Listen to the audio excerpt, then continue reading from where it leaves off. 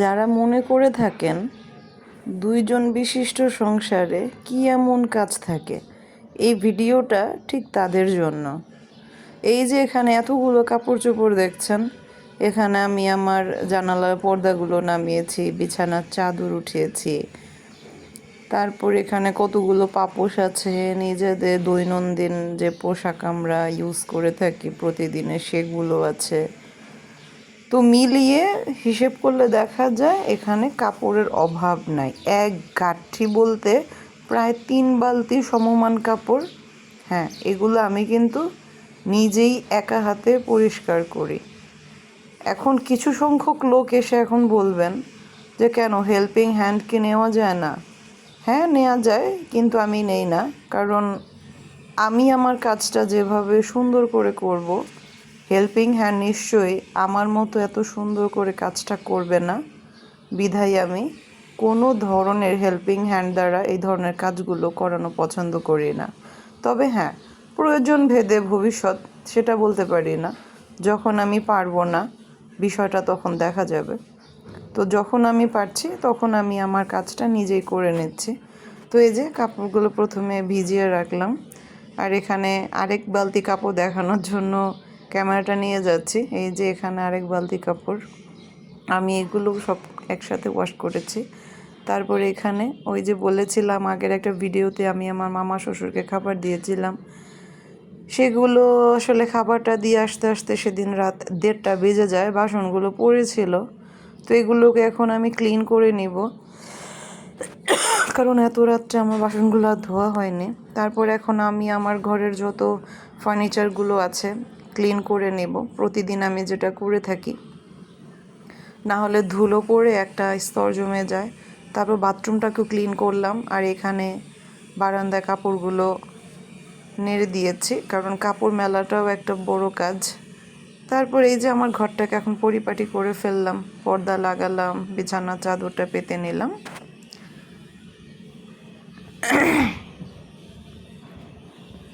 তারপরে এখন রান্না করতে চলে যাব, কারণ আজকেও আমাকে খাবার পাঠাতে হবে। এখন আমি যা যা দেবো এখানে সব কিছু আয়োজন করে নিচ্ছি। এখানে খুব মেসি অবস্থায় পড়েছে সব কিছু, কারণ কি দেব, কি রান্না করবো, রান্না করেছি অনেক কিছু, এর জন্য এই অবস্থা। এখানে আসলে আইটেম যত বেশি হবে আপনার মেসি হয়ে যাবে, সব কিছু অগোছালো হয়ে থাকবে তখন। তো আমি এখানে সব কিছু আয়োজন করে নিয়েছি কী দিয়ে কী রান্না করব। এখানে মুরগির মাংস নিয়েছি, এখানে বোন সাইডের পিসটা আলাদা করে নিয়েছি, এখানে কিছু ভেজিটেবল কেটেছি, আর এখানে কাঁচা কলা পেঁপে দিয়ে শুক্তো করব বলে আলাদা করে নিয়েছি। আর এখানে যত ধরনের আমার মশলা লাগবে সেগুলো নিয়েছি, আর নিয়েছি হচ্ছে মাছের ভর্তা করব বিধায় আমি কিছু মাছ আলাদা করে নিয়েছি। সেগুলো ওই যে বলেছিলাম না, লাটি মাছ, আর হচ্ছে সবজিতে যে দেবো হচ্ছে চিংড়ি মাছ। আর এখানে ফোড়নে যাচ্ছে শুকনো মরিচ, তেজপাতা, আর হচ্ছে জিরা, আর যাবে হচ্ছে কাঁচা পেঁয়াজ। আমি ডাল সোমবার দেব, মুসুরির ডাল, আমি এটার জন্য এখানে ফোড়ন দিয়ে নিচ্ছি। আর কিছু গোটা কাঁচা মরিচ দিয়ে নিলাম ডালের মধ্যে। অনেককে দেখেছি ডালের মধ্যে মরিচটাকে অনেক আগে থেকে দিয়ে ফুটিয়ে ফেলে, এই জিনিসটা আমার ভালো লাগে না। ঝালটা ছেড়েও দেয়, আর মরিচের ঘ্রাণটাও থাকে না। আর ডালের মধ্যে মরিচগুলো সবুজ রঙের থাকবে, দেখতে খুব সুন্দর লাগে, আর এই ডালটা খেতেও খুব ভালো লাগে। বলে না, যে জিনিস দেখতে যত সুন্দর সেটা খাওয়ার আগ্রহটাও তত বেশি। তো এখানে আমার ডাল রান্নাটাও হয়ে গেল। আর এখানে আমি এখন একটা তেজপাতা, তারপর হচ্ছে অল্প করে কিছু আদা, মানে আমার শুক্তো রান্না করার জন্য যা লাগে দিয়ে নিলাম। ইতিপূর্বে শুক্তো রান্না করার জন্য আমি কি কি ব্যবহার করি এর আগেও শেয়ার করেছি।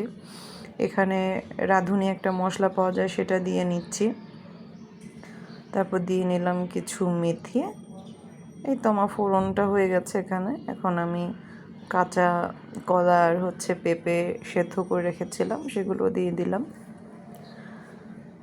আসলে এটা আমার মামা শ্বশুরকে দেওয়ার জন্য রান্না করেছিলাম, কারণ তার সলিড ফুড খাওয়া যাবে না বিধায় তার জন্যই আয়োজন। আর এখানে আমার ভাত রান্না হয়ে গেছে। আর এখানে কি রান্না করব ভাবতে ভাবতে চাইনিজ ভেজিটেবল ওই রকমভাবে একটা জিনিস রান্না করলাম, মানে যা যা সবজি ছিল আমি সেগুলোকে কেটে নিয়েছি। ওগুলো এখন আমি হালকা একটু সেদ্ধ করে নেব। আর এখানে আমি মুরগির মাংস রান্না করার জন্য যা যা লাগে সব কিছু দিয়ে নিয়েছি। এখন মশলাটাকে খুব সুন্দর করে কষিয়ে নেব। এটা বলার মতো কিছু নেই, কারণ মুরগির মাংস রান্না করার প্রণালী বা কি কি লাগে এটা আমরা সবাই মোটামুটি জানি। তো এখানে যে যেমন মশলা খেতে পছন্দ করে পরিমাপটা সেভাবেই দিয়ে নেয়, আমি ওইভাবে দিয়ে নিয়েছি। আর এখন মুরগির মাংসটা আমি রান্না করে নেব। আর মাংসটা রান্না করতে করতে আরেক চুলোতে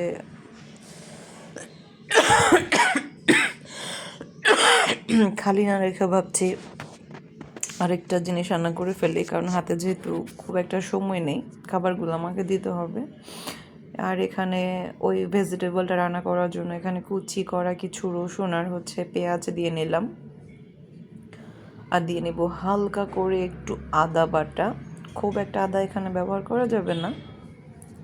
এগুলোই একটুখানি ভেজে নেব, খুব একটা লালও করা যাবে না। সেই সাথে আমি চিংড়ি মাছগুলোকে টুকরো করে নিয়েছি, সেগুলো এখন সুন্দর করে ভেজে নিতে হবে। আসলে রান্না তো এক একজন এক এক রকমভাবে করে, আমি আমার রান্না কিভাবে করি এটাই দেখাচ্ছি। এই ভেজিটেবলটা অনেকভাবে রান্না করা যায়। আর এখানে চিকেনগুলো দিয়ে নিলাম। এখন এগুলোকে রান্না করব যতক্ষণ পর্যন্ত না এটা থেকে জল বের হয়ে আসে। নাড়াচাড়া করতে করতে একটু অপেক্ষা করতে হবে। তারপর দিয়ে নিলাম কিছু গোলমরিচের গুঁড়ো। এই গোলমরিচটা এখানে ব্যবহার করতেই হবে, না হলে এর টেস্টটা আসলে আসবে না। আর দিয়ে নিলাম কিছু সাদা লবণ। ভালো করে সুন্দর মতো নেড়ে চেড়ে, এই যে এখন কিন্তু অনেকটা জল বের হয়ে আসছে, দেখাই যাচ্ছে। তো সরি, আমার আসলে ঠান্ডা লেগেছে, আমি একটু ঝামেলা হচ্ছে ভয়েস দিতে।